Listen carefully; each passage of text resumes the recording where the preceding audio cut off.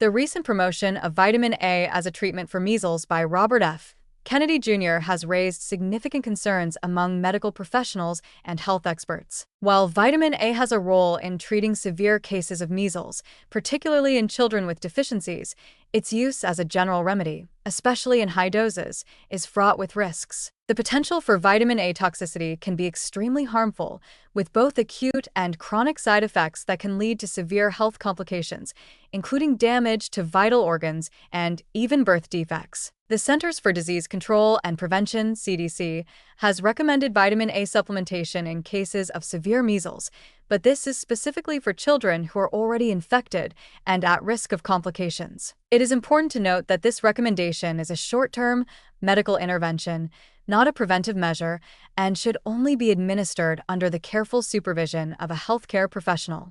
Despite this, the message propagated by Kennedy, suggesting that vitamin A is a universal treatment for measles, could lead to dangerous misuse. When consumed in excess, vitamin A can cause acute toxicity, which manifests as symptoms such as headaches, nausea, vomiting, drowsiness, and abdominal pain.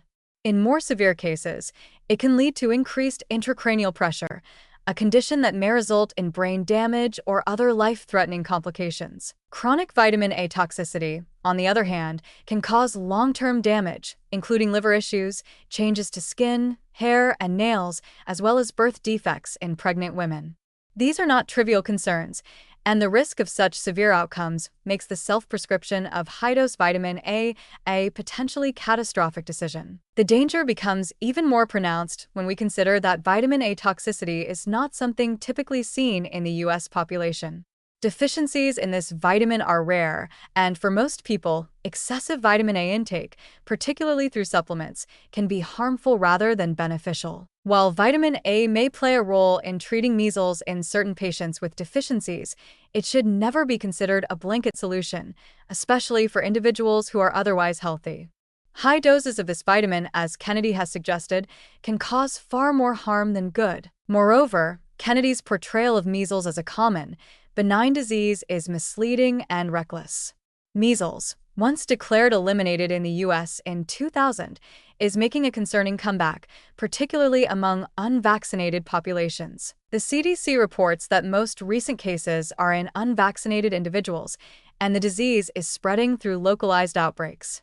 The claim that the disease is not uncommon misrepresents the current reality and undermines efforts to promote vaccination, which remains the most effective way to prevent measles. The promotion of vitamin A as a treatment for measles also distracts from the essential message that vaccination is the key to controlling the spread of this potentially deadly disease. The CDC emphasizes that 2 doses of the MMR, measles, mumps, and rubella vaccine are 93% effective against measles, providing a far more reliable and safe approach to prevention than relying on vitamin supplementation. Yet, as vaccination rates lag in certain areas, particularly among children, outbreaks continue to occur, putting vulnerable populations at risk. The controversy surrounding Kennedy's promotion of vitamin A underscores a broader issue in the public health discourse: the spread of misinformation, especially related to vaccines and treatments. While some argue that alternative remedies are worthy of exploration, the risks associated with unregulated and excessive use of supplements like vitamin A cannot be overstated.